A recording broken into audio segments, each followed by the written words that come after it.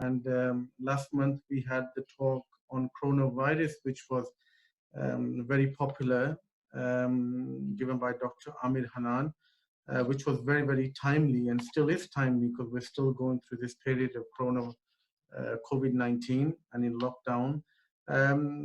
Mashallah, today, again, we have a very important talk, which is also very timely because we are reaching the blessed month of Ramadan, the month of fasting. We have about a week or so to go. And today we're honored to have, I guess, a very special speaker, very important speaker, Dr. Zakariya Gogo, who is a local GP at Boundary House Medical Center in Sale. So he's a regular speaker in many different institutions, in masjids across Greater Manchester.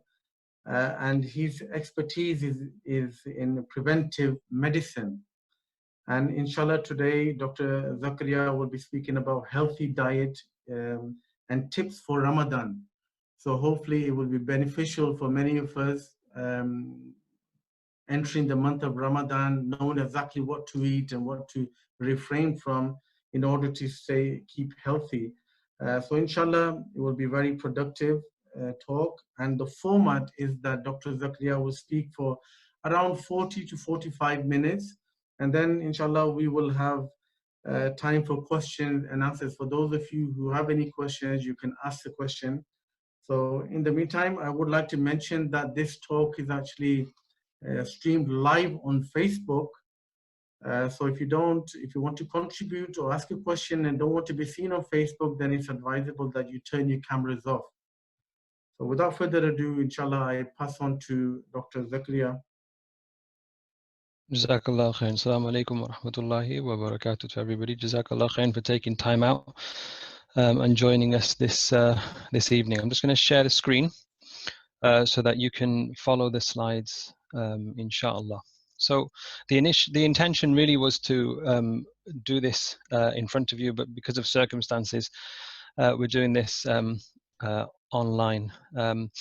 So the plan initially was to do 3 seminars over the space of a couple of months on diet, exercise, and mental health. So before we start, just a disclaimer that just remember this is an overview. If I go through in too much detail, it will just take simply too much time. And please do consult your GP before making any changes, because you'll need to check with your current medical issues, medical problems, medication, and so forth. As much as I'd love to give personal advice, I simply can't without having your medical records or blood tests in front of me. Finally, with the coronavirus, just go easy on your GP. If it's not an urgent matter, then just delay contacting them until this is settled. If it's an urgent matter, of course, seek your GP. So the 3 planned seminars, this is the first, is around diet, exercise, mental health. And one thing I want to say is that they're all interlinked.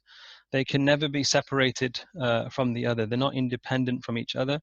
They are all interlinked. So some people, they go on a crash diet, but they don't exercise, nor do they focus on their well-being or mental health, and they don't achieve their goal of well-being.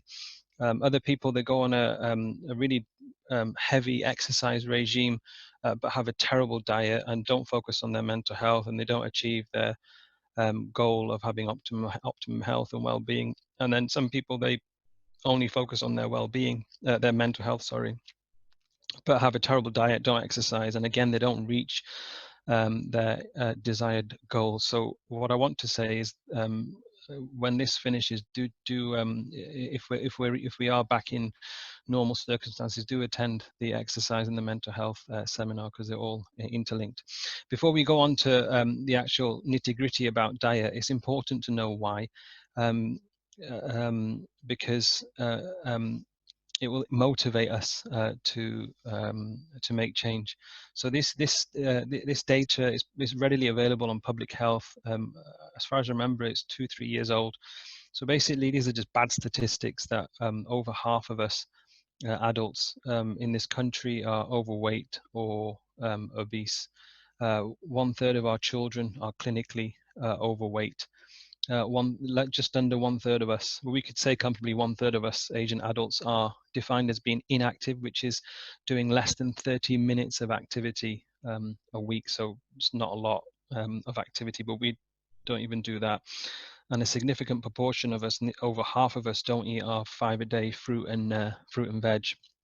So you can see the scope of the problem, and this essentially causes it can cause and is a massive causative factor for many diseases such as stroke, heart disease, non-alcoholic fatty liver disease, type 2 diabetes, and officially 13 different types of cancers. So it's really, really important to address these issues.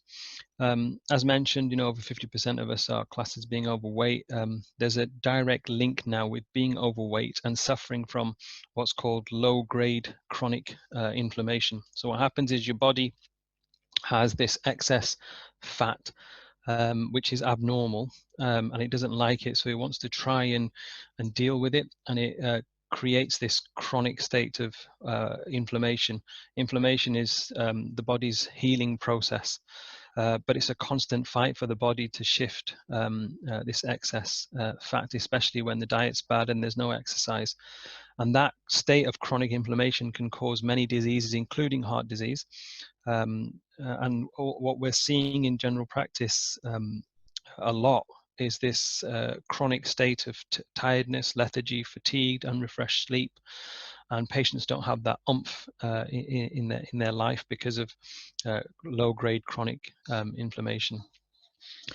Carrying on, about 15% of Asians suffer from diabetes. Experts actually believe that this is an underrepresentation of the Asian community in Britain, because this data is based on those who actually present to their doctor to get tested. Many of us are doctor shy and don't go for our well man or well woman's check, which is available when you hit 40 for a man and 45 for a woman. There's a 6-fold increase in developing diabetes if you're Asian. That's related to genetics, diet, lack of exercise, cultural reasons, and so forth. Officially, the capital of diabetes in the world is actually India. 37% of Asian children suffer from tooth decay, which is reflective on two things. One, the type of foods we choose to give our children, and also maybe we're not as parents on top of oral or dental hygiene as we should be. Nearly 1 in 10 suffer from heart disease, and the list does go on and on and on. But just to highlight the point, I've included the big headlines in this. Moving on to psychology, which we'll deal with after coronavirus. 1/3 of us report of anxiety symptoms. Over 10% of Asian men and a quarter of Asian women suffer from common mental health illnesses, which are things like depression, anxiety, OCD, and so forth. This is a sad statistic. Over 10% of Asians, men and women, suffer from suicidal thoughts. Allah save us from this predicament. And also there's a massive stigma attached to mental health in our communities. But we'll deal with the reasons why in the mental health talk after Ramadan, inshallah. But it's around the fact that in our community we're not allowed to have emotions, which is just bizarre, because human beings naturally they have emotions. But we're not allowed to have them in our communities. And generally we suffer from chronic stress. Ask yourself, when was the last time you saw an Asian who's not stressed? It's really hard to find an Asian that's just genuinely not stressed out. So all in all, disease, illness, being overweight, obesity, the chronic low-grade inflammation that I talked about, it ultimately affects you physically, it affects you mentally, and more importantly for us as Muslims, it affects us spiritually. If your body is not in good shape, it will not show up in the spheres of life where you want it to show up, including your religion. But if your body is in good shape, it will show up, and that's why it's important to address these issues. We need to be solution focused. This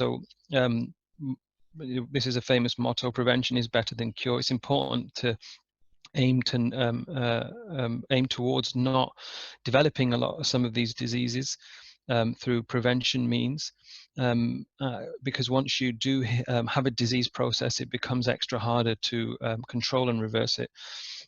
Those of you who do have an illness, inshallah, the hope is through these 3 seminars, you'll be able to have more control of your illness, feel better, and in some cases even reverse illness, which is, we're seeing this now. So think about, it's about making small changes that cause massive impacts. This is not about having a short-term crash diet. This is about long-term lifestyle changes that's sustainable for you, a long-term, lifelong plan for you to reach well-being, inshallah. So you'll see this picture on your screen. What we have a massive queue of patients coming to see us for pills and so forth, and there's very few who come to see us for lifestyle changes, and that's not patients' fault. That's the way we as in doctors globally, that's the way we've cultured patients, in that there's this notion that if you have an illness, you give a patient a pill and the illness will be controlled or go away. What we're seeing over and over again is, for example, a patient has been diagnosed with high blood pressure. The doctor gives them a very quick, nebulous, non-meaningful advice on diet changes or exercise, gives the patient a pill. Psychologically, the patient feels like the pill will control their blood pressure, so it's okay for them to carry on with poor lifestyle decisions. And then we check their blood pressure in 3 to 6 months' time. The blood pressure, surprise, surprise, is still up, and so then we increase the dose. That we call them for a review 3 months after, and they're still not controlled, so we give them another agent, then a third agent. Think about diabetes. We give dietary and lifestyle advice, put them on a tablet to control their diabetes. They come back to their 3 to 6 month check. If their sugars are high, we put them on a second agent, a third agent, and you can see where this cycle is going. And before you know it, the poor patient is on 5 to 6 different types of drugs to control blood pressure, cholesterol, and diabetes, which all come with horrible side effects. And so there's this big push to have a rethink in general practice that, is this really the answer? Surely there must be another way of approaching disease and illness. And that's where these sort of topics come in. So medication does have its role, but more so lifestyle changes will probably have a bigger impact. Remember, change is possible. There's this mindset. Some people have the mindset of, I can't change, this is impossible, nothing's going to change. It is possible. Whatever is, anything that's within your volition is possible. So you do have a choice, and I'll say that word again, it's a choice. You have a choice of how you choose to eat, whether you choose or not to exercise, and whether you choose or not to focus on your well-being. It is possible. You just have to get rid of the I am, rub it out, and anything is possible. Remember, change is a process. It's not an event. It's not some magical moment that you're going to have and then your body's going to feel amazing. It doesn't work like that. When I've delivered these seminars in masajids prior to the lockdown, I give them the example of going to a dentist. If you just go to the dentist twice a year and you don't brush your teeth in between, your teeth will fall out.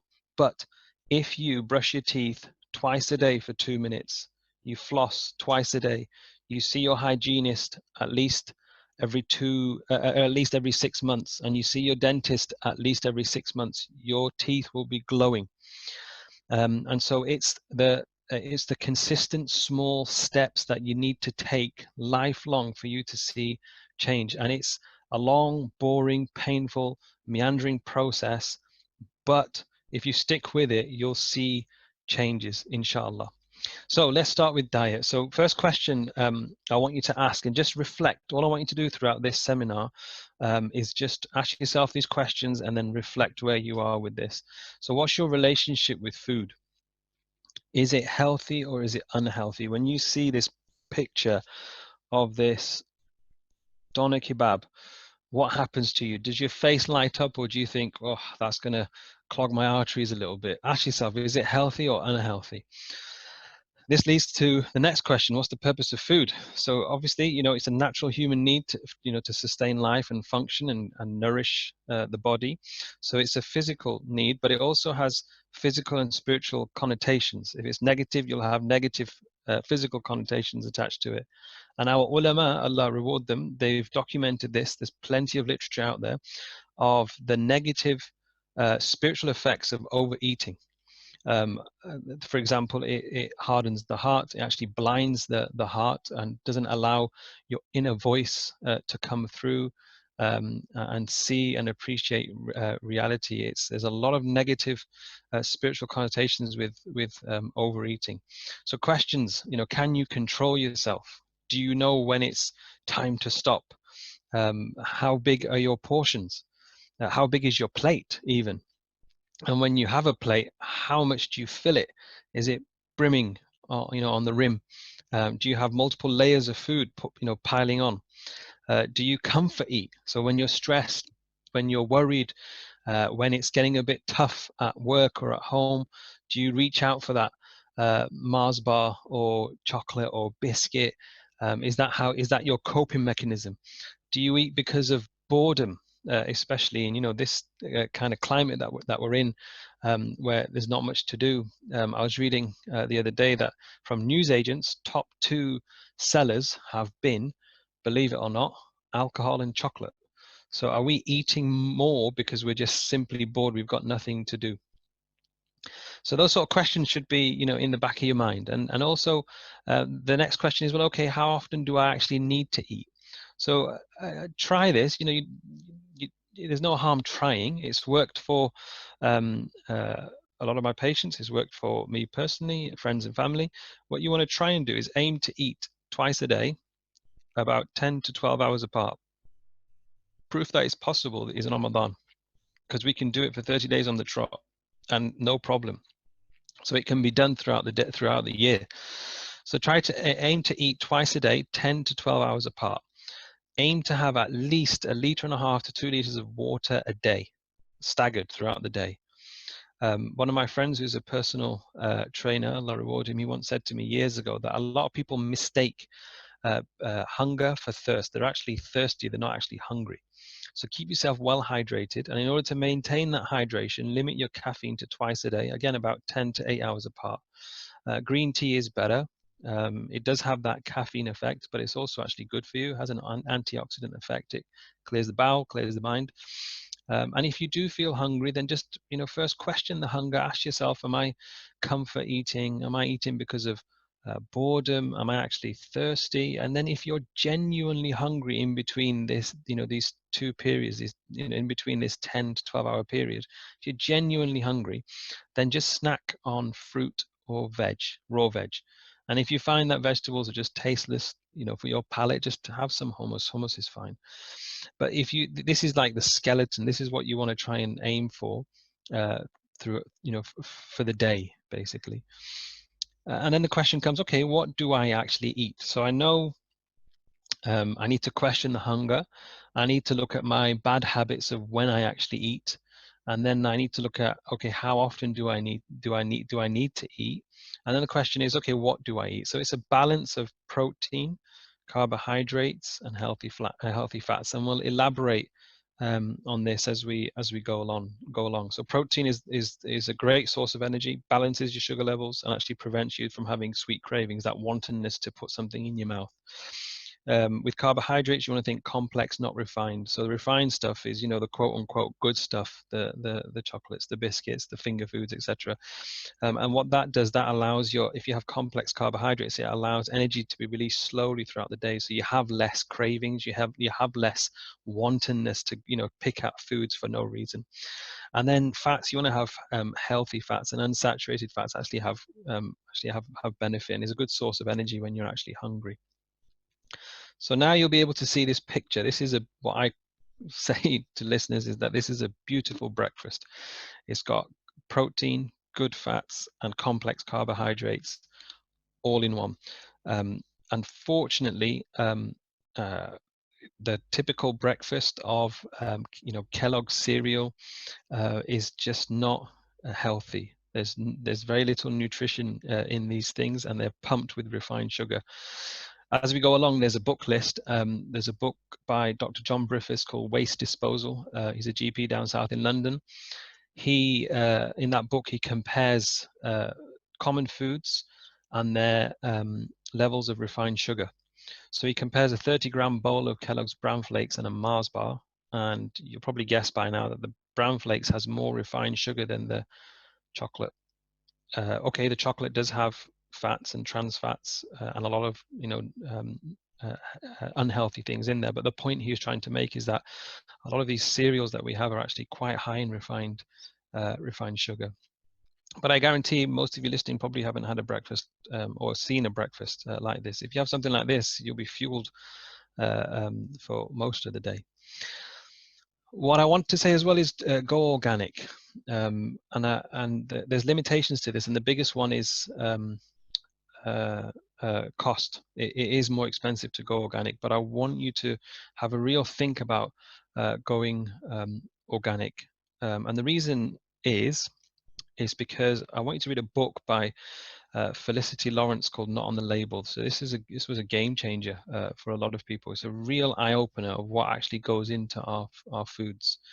And so, she talks about from pesticides to packaging. Essentially what happens is, for foods to stay on the shelf longer, for farmers to be able to sell or grow more foods and sell better looking foods, they have to spray these things with pesticides, but unfortunately they come with their own problems and they do affect your health. A lot of the packaging that's used for fruit and veg causes it causes the minerals to essentially, and the nutrients to be lost. So you're actually ingesting very little nutrients and minerals from these things by virtue of how it's grown, to how it's packaged, and how it's left on the shelf.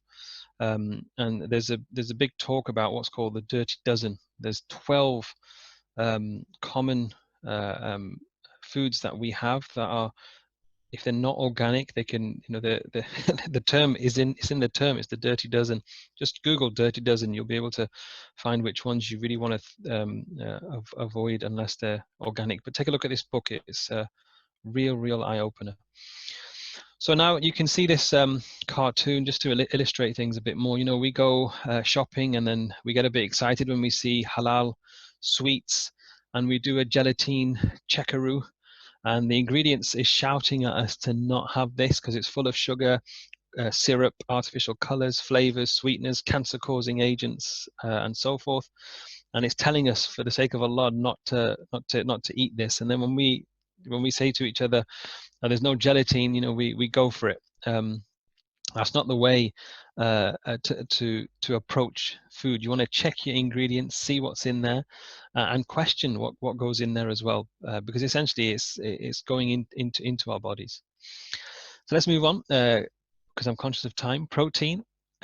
Protein in Latin, proteus, which means the most important. So protein, you want to see it as the most important type of food that you want to have on your plate. It's the building blocks of the body. It helps to reduce fat. If you have a protein-rich diet, it will automatically reduce fat.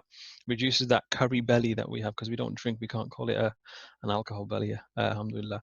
And it also helps you build muscle. So you want to try and have protein with every meal. So protein-rich foods are things like eggs, meat, and again, go organic. Okay, grass-fed. So not, don't go for example, chickens, that are in these battery farms in really unethical conditions. We're an ummah of ethics. So try and go for the organic grass-fed meat. It'll taste different as well. Fish, have as much fish as you want, especially the deep cold water ocean fish like salmon, mackerel, or non-tinned tuna. Really good for omega-3 as well, especially if you suffer from heart disease. Oats, low-fat Greek yogurt, milk, broccoli, quinoa, really good grain that also has a high level of complex carbohydrate as well as protein to give that slow-release energy. Lentils, dal, so protein-rich staple diet for us. Nuts has a lot of protein in. Eden Foods is edenfood.co.com. That's where a lot of us in the Northwest, that's where we get our organic meat from. It's a one-man show, one brother who's set this initiative. Allah reward him. So just be patient with him if you do order meat from him, because he is on his own. Another disclaimer: I don't have any shares in this brother's business, so I'm not trying to flout business here. Let's move on to carbohydrates. So there's two types: there's simple and there's complex. Okay, simple, it's absorbed rapidly, quick source of energy. Like when you need that quick energy, you dunk that biscuit or you have that chocolate and you feel energized quite quickly. That's the simple, refined. And then there's complex, which is what's broken down slowly and absorbed over time. So the take-home message is that there's a problem with carbohydrates, and too much of carbohydrate or added sugars increase the risk of diabetes, heart disease, and even cancer, proven. And unfortunately, in our community, we simply have too much of it. We have too much rice, or too often rice, roti, chapati, bread, potato, biscuits, cakes, sweet stuff, chocolate, halwa, sugary drinks, sugar in tea, and the list does go on and on and on. And then we don't exercise. When was the last time you saw an Asian go for a run down the street, even on this lockdown? When was the last time you saw an Asian go for a run or go on a serious cycle, kitted out? And so we don't exercise, we don't burn it off, and then essentially that sugar gets converted into triglycerides, which is essentially fats, and then it stays on you where you don't want it to stay. So you want to think about complex carbohydrates. So think, if you go for grains, think oats, brown rice. It's not ideal, but it's better than white rice. Quinoa, again, as I mentioned, which is also rich in protein. Vegetables, again, it's better than normal potato. Not brilliant, but it's better. Sweet potato, carrots, beets, pumpkin, green leafy vegetables, peppers are essential. When it comes to fruit, dates, berries, pears, banana, apples, they tend to be the better ones in terms of complex carbohydrates. The bottom line is that it's absolutely essential to avoid junk. So you don't want to have this readily available in your homes. So you don't want to have sweets, chocolate, crisps, sugary drinks, fruit juice from concentrate, especially from concentrate, sugar in tea or coffee, cakes, biscuits, halwa, mitai, fructose syrup in these quote unquote natural bars, energy bars, ketchup and sauces, etc. You want to avoid them completely. And the reason why I say this is because a few reasons. One, again, when you're stressed or when you're bored, because these things are in our cupboards, in our kitchen, because they're readily available and they do taste nicer than raw veg or fruit, we tend to subconsciously go for them first, and it just makes you put on weight. And it's just not a good reflex to have. And like when you're bored, these are the sort of things that you go for. And secondly, if you're not going to burn that off, then it just gets converted to fats. And so it's absolutely essential to avoid them completely. Now, I'm not saying, cut them out for the rest of your life. I'm not saying that. You can have them on Eid, for example, or if there's a celebration, or if you're having a get together with your friends or family, that's fine. But it shouldn't be something that's within reach, especially if you can't control yourself from the first set of questions that we asked. And that's the bottom line. We also need to talk about wheat. This is a culprit behind a number of chronic diseases. And for most, it's really hard to let go of your roti and chapati. And some of us, we have it every single day. We have roti or chapati or paratha every single day. It's too much carbohydrate to have it every single day, especially if you're not burning it off. So what you can do as a suggestion, because it's a staple diet, you've got to have a balance in how we approach this. So sometimes it's hard to let go of it. What you could do is maybe, if you're accustomed to have it every day or 3-4 times a week, why don't you half the time, so half the time of your usual, why don't you try and substitute it for a large green leafy vegetable? So it psychologically acts like a roti for you. Or what you could do is in your salan is just have chopped vegetables and have it with a spoon. And soon you'll get used to it.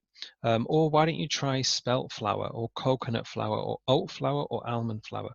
These things actually have two things. One, they don't have the effects of wheat.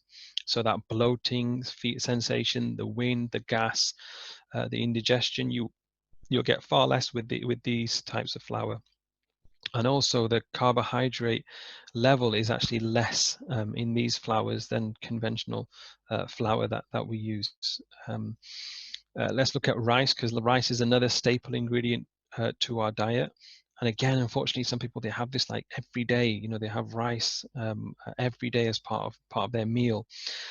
So again, instead of having it every day, or if you have it 3-4 times a week, why don't you half it to your normal, and have shredded or chopped vegetables so they look like rice, or they're as small as rice, so that psychologically you still feel like you're having rice, especially broccoli or cabbage. I think that's green basically. Cauliflower rice is actually available now to buy in packets. And if you still want rice, you know, again, it's not ideal because the sugar content is still there, but brown is better than white because it's released more slowly. Then we have the aloo dilemma, where you know, it's impossible for us to have a salad, for example, without potato, without aloo. So I really enjoy aloo paratha, but I have to say we should only have it once a month maximum. Sometimes when I eat it, I can feel the oil coming out of my face. You know, it's that quick, you know, to get into me. So instead of aloo in potato in your salan or your biryani, etc., why don't you put cauliflower there instead? And if you still want that aloo, again, it's not ideal, but sweet potatoes, even though the name doesn't suggest, it actually has less of a carbohydrate than normal potatoes. Now, never have all three together. Never have all three together. Never have roti or chapati or bread or naan or paratha and rice and aloo together in one plate. Never. I've seen this, that people eat their rice and their salad with their roti. Never have it together. And if you do have it all three together, you need to run. And I mean that, you need to run. So as an example that I give, if you have a chicken korma, okay, chicken korma with no potato, no rice, and no naan, okay, a human being has to run for 34 minutes non-stop to burn that off. So just imagine how much longer we would have to run if we have it with rice, or if we have it with aloo, potato, or if we have it with naan or chapati. Imagine how long you'd have to run if you had all three together. Okay, so never have all three together. It's just carbohydrate galore. Khulasa is, the summary is that there's more evidence of increased weight loss by reducing carbohydrates than fats. So the myth was that if you have a low fat diet, low calorie diet, you'll lose weight. It's not the case. If you have a low carb diet or a no carb diet, or you know, you need to have a really low carb diet, you will see that weight come off you in no time. And actually, there's more evidence of having effective weight loss through just through diet more so than exercise.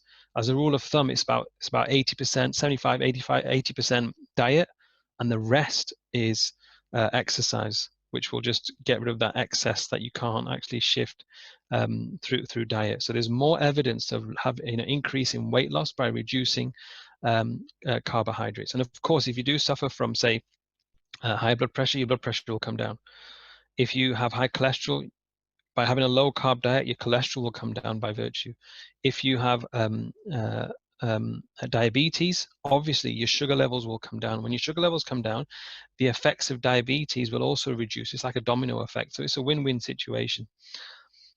Let's talk about fats. So this can get confusing because this is ongoing research and the guidance changes quite often. But essentially, there's good fats and bad fats. So the good fats is what the body needs as a source of energy. So when you fast in Ramadan, for example, this is what's utilized to gain energy, that good fats. And then there's bad fats, which the body stores. Really hard to digest, goes in places where you don't want it to go, doesn't look very nice, doesn't look very nice as those areas, and clogs arteries internally, and also gets stored in the liver and doesn't allow the liver to work as well as it should. The one thing you want to avoid is something called trans fats. Okay, you have to avoid this. What it is, it's conversion of liquid oil into a semi-solid state, which is rock hard to digest and break down. It's really hard. So essentially, it's fried foods. Now, when I did this, my brother said, I'm going to boycott all your talks because you're saying no to samosa, and pakora and bhajjas. So what happens is when you fry these things, that oil that you use gets converted into a semi-solid molecule, which is really hard to digest and break down. It's just really, really hard, and you want to avoid them as much as you can. Margarine is another problem, but also cookies, cakes, pastries, chocolate, biscuits, halwa, and most processed foods, they contain trans fats. And that's why it's really, really important to avoid these things. Okay, yeah, have them for example, Eid or a celebration or a get together and so forth, but they shouldn't be a regular thing that you're having. It's really hard to break down and digest and shift. Good fat foods: avocado, cheese, low fat, obviously, eggs, fish, the three that we talked about earlier, but especially salmon, almonds and walnuts, full of magnesium, actually really good as terms of brain food as well. And in terms of oil, use olive oil or coconut oil, nothing else. Olive oil, in fact, our Prophet ﷺ told us to use olive oil to cook, or coconut oil, one of those two. In terms of recipes, what I want you to do is check out the British Heart Foundation website and Diabetes UK website. So check them out, especially if you suffer from heart disease or diabetes. And what they have really good recipes for the Asian palate. So if you, for example, a chicken korma, for example, or lamb karahi, or a biryani, they have recipes on how to make this work for you, so it's actually healthy. Not only portions, but you're making it in a healthier way. And essentially, one thing I noticed is that these recipes, they measure the content of oil very, very carefully. And you're talking minuscule amounts. It's a teaspoon or half a teaspoon or 1.5, nothing more. It's not like how we do it, where we pour the oil in and have a guess of how much actually goes in. They measure the content of oil really, really carefully. And that's one of the biggest take-home messages from this, from especially the British Heart Foundation website. So with diabetes, this is an amazing piece of work by Dr. Michael Mosley. We use this on our patients.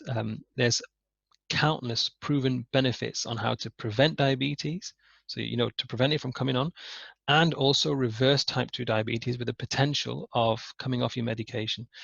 But don't do this, and if you have diabetes, don't do this until you speak to your doctor. And like I said, with this current crisis, just put the brakes on and just let things settle and then get in contact with your doctor. But feel free to take a look at it beforehand, because if you go on this diet and your sugar levels drop and you're on medication that's controlling your sugar anyway, you're going to have a hypoglycemic event. You're going to have a drop in sugar, and that's puts your life at risk, actually. So don't make any changes without speaking to your doctor, but take a look at it. So I had a patient who's, don't worry about the units, his levels were about 100, 108. Anything more than 48 defines you as being diabetic. So his was about 100, 108, 107, 108. And essentially, on exploring his diet, he was having a loaf of bread a day, literally. He'd have a round of toast in the morning for breakfast, then at work, 10 o'clock with a cup of tea. Then he'd have sandwiches, those meal deals that you can get from Tesco or Sainsbury's. He has sandwiches and crisps and a fizzy drink for lunch. And then at 3 o'clock, he'll have a round of toast with tea. And then he'll come home, he'll have a proper, cooked meal. And then in the evening at about 9, 10 o'clock before he goes to sleep, he has 2 rounds of toast with a cup of tea. And essentially, we concluded that he was having a loaf of bread every day. And we talked about how to have a low carb diet. And mashallah, within 3 to 6 months, he dropped his sugar levels to the 50s. He halved it. So you see massive changes by going on this diet, or take a look at the Newcastle diet. That's the other famous diet. But like I said, don't make any changes without speaking to your GP to check your medication and blood pressure and things like that as well. If you have heart disease, the diet you want to go on is the Mediterranean diet. There's lots of good evidence. Feel free to Google this. It's very, very easy to follow, and it's actually a very nice diet to follow as well. In particular, there's one by Dr. Asim Malhotra, who's a fantastic British cardiologist. Check out his website. He's got bags of information on there, or his book, The POP Diet, a 21-day lifestyle plan, and it's proven to lose weight, feel good, reduce your risk of diabetes and heart disease, and potentially even reverse some of the disease process. But take a look at these two things. In terms of hormone balance, this book really good to tackle inflammation. So people who suffer from um, autoimmune diseases like thyroid disease or rheumatoid arthritis or MS, etc. Anything that's autoimmune. I'm not saying this won't cure it. I mean, let me make myself clear, this won't cure it, but it does help to tackle the effects of inflammation. So you should feel better going on this diet. And it's actually in particular for women, because it actually does help with if you have any imbalance with your menstrual cycles or your hormones. But it's hard, because what you have to do, you have to go on a 6 to 8 week elimination diet of certain foods which are part of staple diet, and then you reintroduce it slowly to see if you have an impact or not. And it is hard, but by patients who have done this, they've had immense benefit with this diet. Other good reads, like we talked about earlier, Waste Disposal by Dr. John Briffa. Really good, waste as in waistline. Really good in terms of the discussion around sugars and the problem around sugar. He also has some quick power exercises for the busy or the lazy or both. Take a look at fitranutrition.com, qualified nutritionist, lots of recipes for Ramadan. Really good resource, actually. For my Asian patients, I tell them to buy this book by Ronesh Sina. Really good discussion around how to tackle the diet, exercise, and mental health issues that we face. It's a really good book to have on your shelf as a resource. Okay, so let's get to fasting. So because Ramadan, inshallah, is around the corner, well-documented health benefits. Okay, so we're going to talk about how to maximize Ramadan and then tips to prevent hunger. So clear benefits, okay, of fasting if you do it properly. Okay, so it promotes blood sugar control, reduces insulin resistance. In other words, your insulin works better and your blood sugar is better controlled.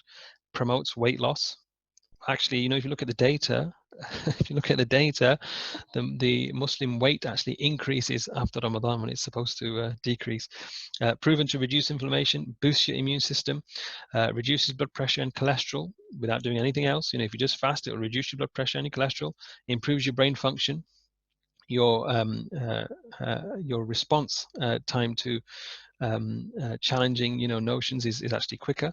Memory improves as well, and actually it's proven to delay the aging process as well. So you actually end up looking good if you fast regularly. And remember, it's not just for Ramadan. Some of you must have heard of the famous 5-2 diet. Feel free to Google this. It's the proper way of fasting in terms of really limiting what you intake and on the days where you fast, for example.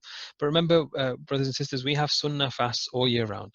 We have the 5-2 diet. Every Monday, every Thursday is Sunnah to fast.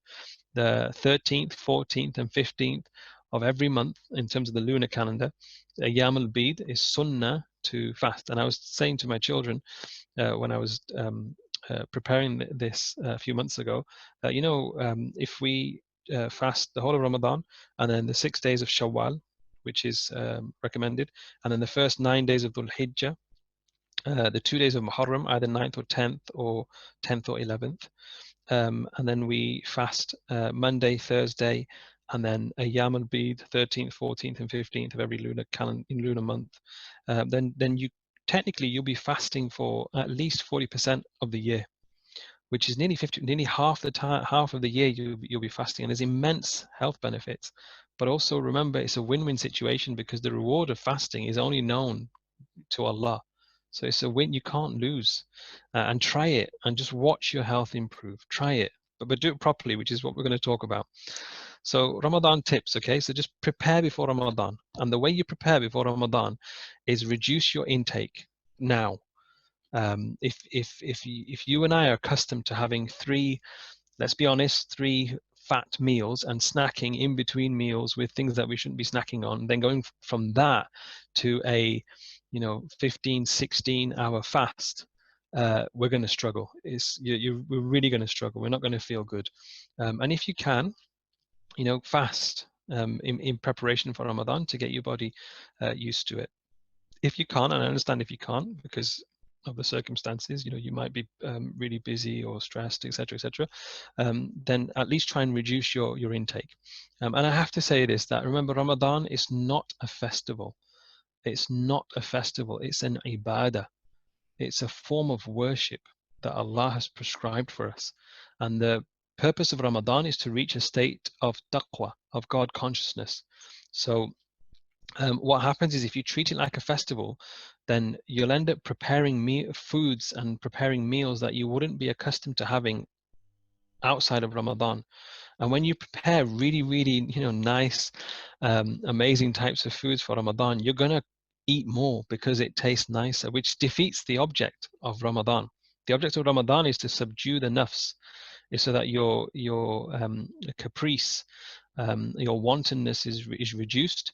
You're detached from this dunya, and you're more connected and longing for Allah subhanahu wa ta'ala. But you can't do that if you're overeating, okay? And there's lots of karahiyat. Our ulama, there's a lot of dislike around preparing special foods for Ramadan that you wouldn't usually have outside of Ramadan.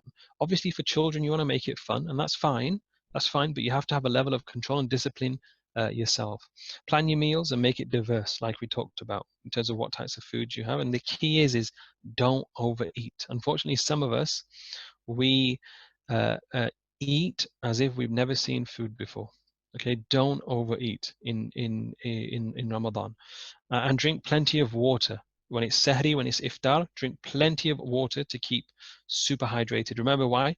Because a lot of us mistake hunger for thirst. Okay, so keep really, really well hydrated throughout Ramadan.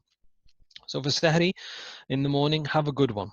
Okay, have a good one, because there's barakah in this, and the Prophet ﷺ told us about this. Never skip sahri. The Prophet ﷺ said, even if you're going to have a date, have it, but never skip it, especially these long fasts, because they are long because of summertime. And drink plenty of water at sahri time, and try and eat water-based foods such as fruits, especially melon, okay? And also try cucumber, because it has lots of water in that, and it'll keep you well hydrated, because there's only so much water you can drink at that time of the day. And think slow release carbs or protein rich foods, so it gives you that slow release energy and prevents that sugar craving, or that that wantonness to eat in between. So that's sahri. When it comes to iftari, I just want you to try this, okay? Try this, and inshallah you'll have benefit. What you want to do when the adhan goes for maghrib, because look, inshallah it won't be the case, but potentially we'll be looking at spending Ramadan on our own in our homes, which we're not accustomed to, which we're really not accustomed to. But the mu'min, the believer, that takes advantage of whatever situation Allah puts them in. And maybe Allah just wants us to hit the reset button with how we are in general. Maybe, Allahu a'lam. But what you want to try and do is try and use this time to break possible bad habits, and set new habits that are in line with the way of the Prophet ﷺ, that are in line with prophecy, with what the Prophet ﷺ used to do. So that in the future, if you set good habits now, it'll give you a good kickstart for the future to come, and you can potentially reset the bar here. So break your fast when the Maghrib Adhan goes. Have khajur, dates, and water. Zamzam, if you have it, that's preferable. If you haven't, and water. The recommendation is odd number of dates, so 3 or 5, and nothing else. Don't have anything else. And first time I did this was about 10, 12 years ago. I went to a masjid that I frequent, and this is what they did there. I was, I'm waiting for the pizza, or the chicken wing, or this or that, that we usually have on our dastakhan, and there was just dates. And first I was like, what is this? And then after I had the dates and the water, when it was time for Maghrib, what I found amazing was that I could actually concentrate. That because I wasn't sluggish in my prayer, because I hadn't I didn't overeat basically.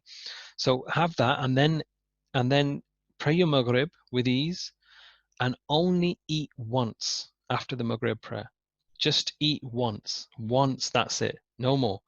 And follow the list of foods to consume. And unfortunately, like I said this before, unfortunately, we eat as if we've never seen food before.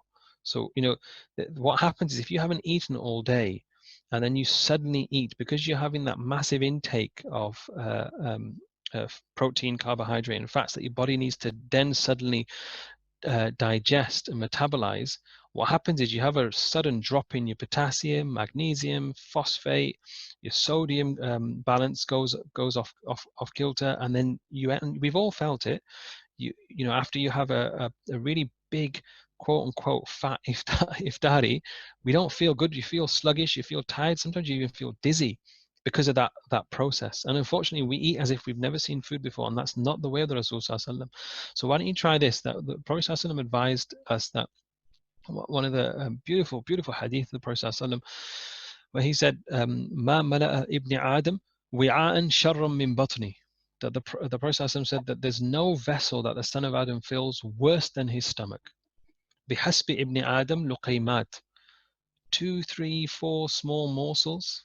Luqaymat is small morsels, is enough for the son of Adam. فَإِنْ كَانَ لَا مَحَالَ لَهُ. But if that's not possible, فَثُلُثُ لِلطَّعَامِ وَثُلُثُ لِلشَّرَابِ وَثُلُثُ لِلنَّفَسِ. Very famous hadith. You would have heard this. If that's not possible, then 1/3 of his stomach for food, 1/3 for water, and 1/3 for air, just to be able to breathe. Now, rewind 1,000 years ago when medicine was taught in the Muslim world. There was there's a story mentioned in Imam al-Ghazali's rahimahullah, his Ihya, of a Christian doctor who was studying with the Muslims at the time. And when he heard this hadith of the Prophet ﷺ, he said to the Muslims there, he said, "Ma sami'tu kalaman a'jabu fi qillati at-ta'am min hadha." I have not heard anything more astounding. Than this statement with regards to reducing your food intake. Now, go back to 2-3 months ago before this lockdown, when I was planning this with public health, Trafford, and some of my colleagues at work. When I mentioned this hadith to one of my colleagues who wasn't Muslim, she was taken aback and just sat back on a chair and said, if people follow this, then everybody will be fine. And these two, in complete different generations of time, these two people were not connected with the Prophet ﷺ, but they recognize the benefit. If only we do, because studies show that the weight of the Muslims actually increase after Ramadan. So in terms of iftari, avoid fried foods like we talked about. Avoid sugary foods because they result in a crash following. Limit your salt intake to prevent that thirst. Try not to have sunflower or corn oil because that increases fatigue, and limit your caffeine because it acts as a diuretic. It makes you go to the toilet and can cause dehydration. Because we'll have time now, because Tarawih is not going to take place. Inshallah, we hope it does soon, but it may not take place. So you'll have more time in terms of Maghrib and Isha. So have because we're not as active, muscle loss is common. So keep relatively active after iftar. Maybe have a post iftar small workout, 2 minutes, 3 minutes, 5 minutes. Just develop something yourself in terms of lunges or squats or press ups or sit ups, or just steps up and down the stairs, for a few minutes, just to keep your body as active as possible. Final thought, sorry for rushing, I'm just conscious of time. Final thoughts, remember, change is possible. So if some people are thinking, I can't do that, you can do this. Anything is possible. You just have to have the right mindset. But remember why. Why is it important? Because we're not in good shape. And if you look at all the data that's coming out about the coronavirus, approximately 40% of the ICU beds are taken up by the BAME group, the Black, Asian, and ethnic minority groups. 40% of the critical. And I'm not saying that it's just because of health. There may be a genetic element. Allah knows best, but it's really important to get in shape, especially with what's going on now. And once you understand why it's important, then how becomes easy. And the key for how is consistency. You have to do this regularly for you to see a benefit. You won't see a benefit until you get to month 3 or 4. And then once you get to month 3 or 4 and you start seeing the benefit, then you continue it lifelong. You'll continue to feel good. Finally, nothing occurs without tawfiq from Allah subhanahu wa ta'ala. Nothing occurs without divine providence. So we have to ask Allah, raise our hands and ask Allah for support and help and tawfiq, because anything is possible when Allah subhanahu wa ta'ala is on your side, because wa huwa ala kulli shay'in qadir. Healthy self, if you split this, you heal thyself. So if you have a healthy self, you will start having healing. There's possibility of controlling your disease process better, and also there's a potential of reversing it. And for those who don't have a disease process, highly possible that inshallah you won't develop these things. Finally, there's a beautiful hadith in the Sahih by Ibn Abbas, narrated by Ibn Abbas radiallahu anhuma, that the Prophet ﷺ said, "Ni'matani maghbunun fihima kathiru min an-nas, as-sihhatu wal-firagh," that two blessings that most people don't value or are not grateful for, which is health and free time. Allah give us the tawfiq to understand this hadith of the Prophet ﷺ.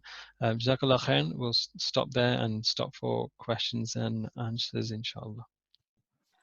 Jazakallah, Dr. Zakariya, for an excellent, very informative, very educational presentation. And I'm sure we've all learned something from this. We would just like to open for questions. Do we have anyone who has a question? Maybe they can raise their hands electronically. Yeah, one of the brother has asked a good question about frying. The speaker explained that frying is not good for eating fried foods like samosa are not good for health. How about frying it in olive oil? Is it equally not good, or is it slightly better? So frying in anything can convert it to that semi solid state. So a lot of people, what they do, they use an air fryer.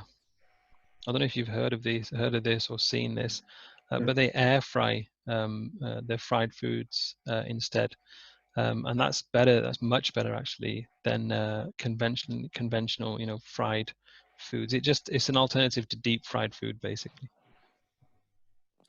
Okay, I have another question here. There is one drink which people from Asian background like India, Pakistan regularly have during iftari. That is ruh afza. Is it beneficial or is it totally bad during iftar time? Sorry, say that again. I missed that, bhai. People from Asian background, mostly from India and Pakistan, they have a drink, sharbat made of ruh afza. How good or bad is it during iftari time? So I don't have a clue what that is. What's in it? It's a kind of traditional herbal drink. It's sharbat like, it's sweet in nature. It's quite popular with Asian families. Show me the ingredients and I'll get back to you. Okay, yeah. Inshallah. Can I answer? I think it does contain a high content of the sugar in it, because that's why when you mix it with water, you don't have really to add much of a sugar to it, although they add the sugar. And my feeling is, I don't know exactly how much the content of the sugar in it, but it is quite a bit, I think.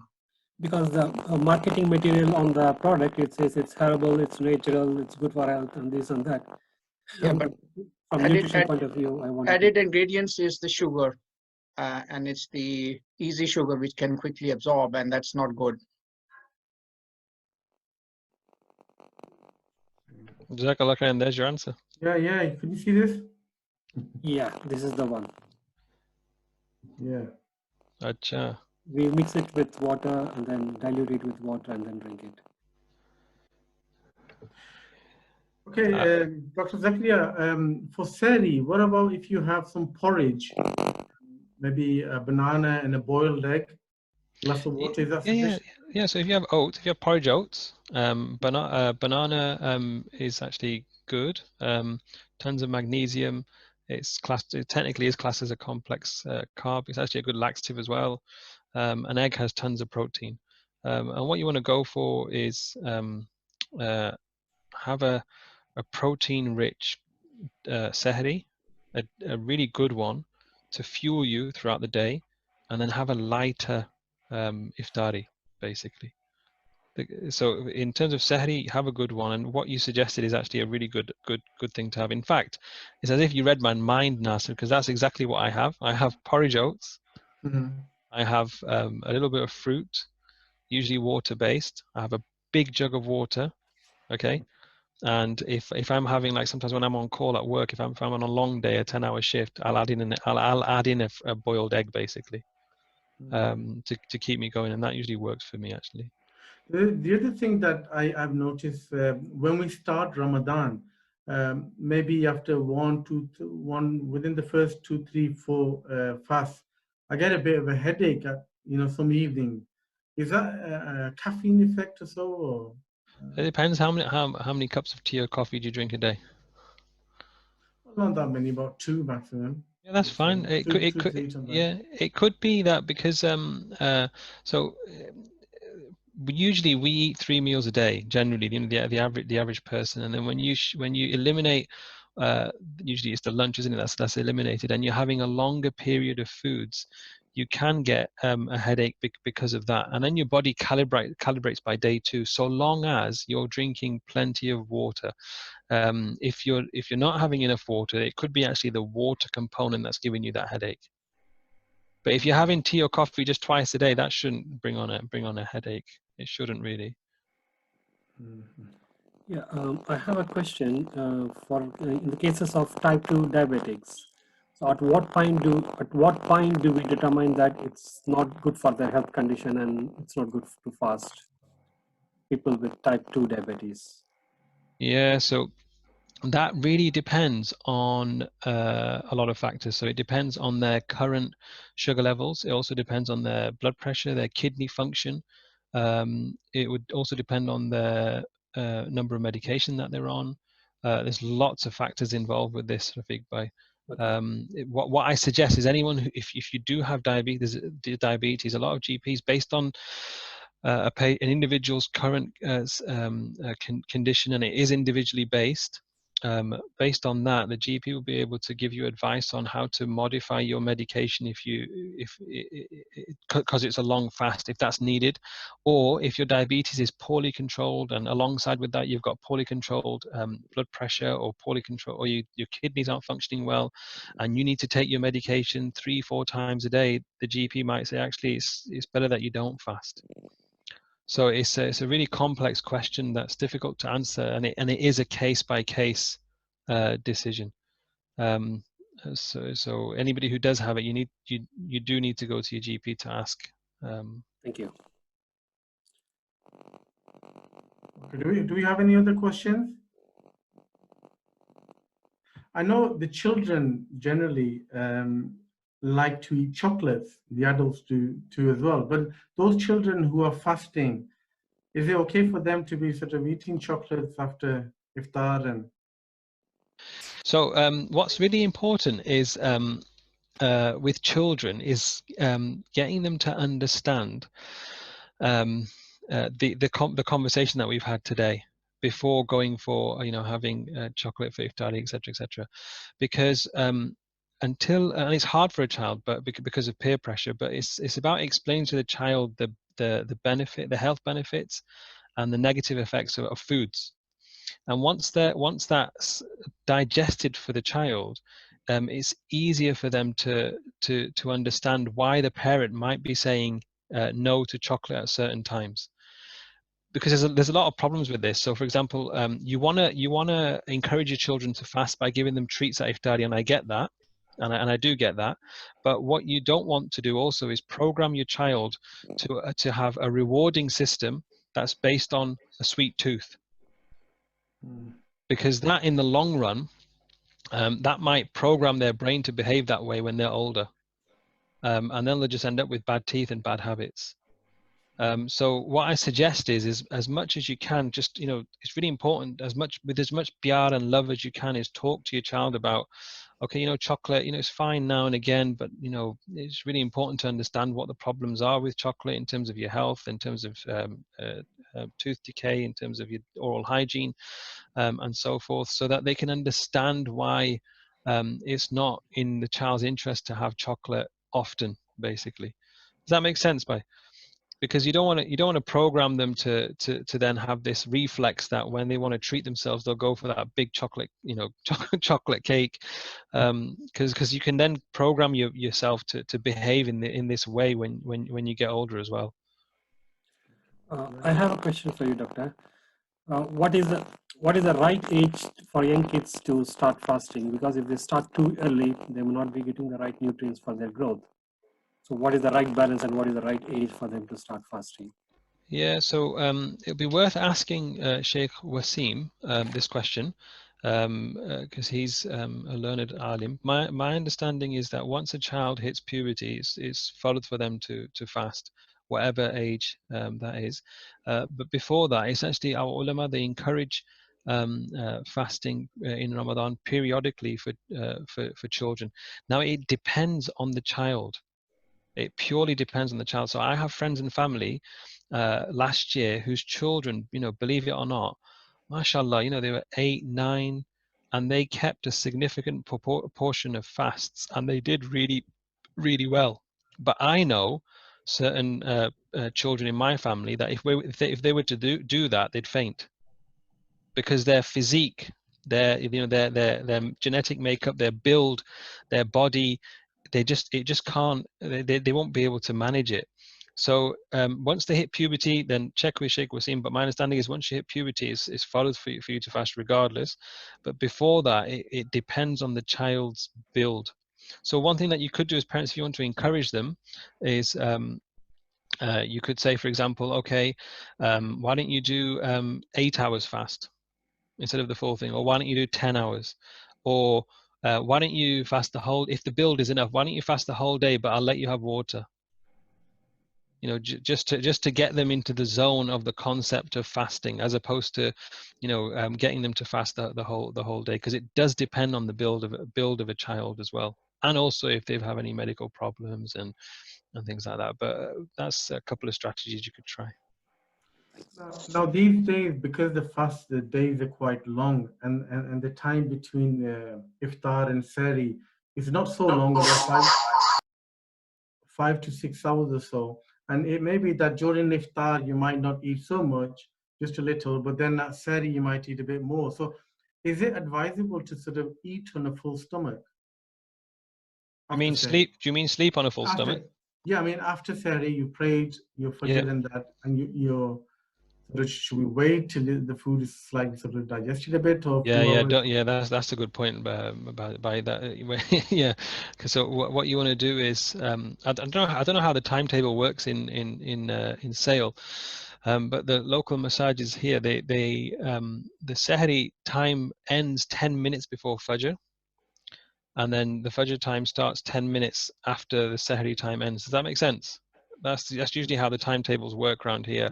Okay. So you have that 10-minute break, and then you pray your fajr, and then what's recommended is to I mean, if you go to the masjid, you're up and you're walking, which is what we're accustomed to usually, but what's recommended is to just take about 40 to 50 steps around the house. Just just walk around. I mean, you're right, don't sleep straight after sehri, because it's not good to sleep on a full stomach. So let there be a little bit of digestion by doing a little bit of walking. 30, 40, 50 steps up and down the stairs or around the house, just to get that food to be a little bit digested before you hit the sack. Yeah. Okay, I think we should try to wrap up now. Just before we go, Dr. Zakariya, is it possible that your presentation could be made available, or is it not possible? Totally is absolutely. Of course you can. Yeah, what I'll do, I will email it to Dr. Tariq. I have his email address, and then we can get it out to people. No problem.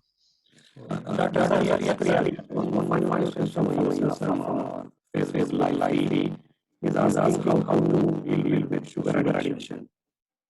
There's a problem with your mic, Brother Rafiq. I think there's a problem with your mic. We're not able to, or I'm not able to hear you too well. Can you hear me now? No. I think we need to know offline. Jazakallah everyone for joining this meeting, and we were live streaming on Facebook as well. I believe we have over 350 plus people who were listening in and watching. So Jazakallah everyone for joining us, inshallah. And we'll look forward to our next talk. I think Dr. Zakariya has 2 more talks to give. I'm not sure on the dates or so, but inshallah we'll keep everyone informed. So we'll look forward to them talks. So inshallah, thank you very much, and Ramadan Mubarak to everyone. Inshallah, next week we'll be fasting. Inshallah, Jazakallah khair. Jazakallah.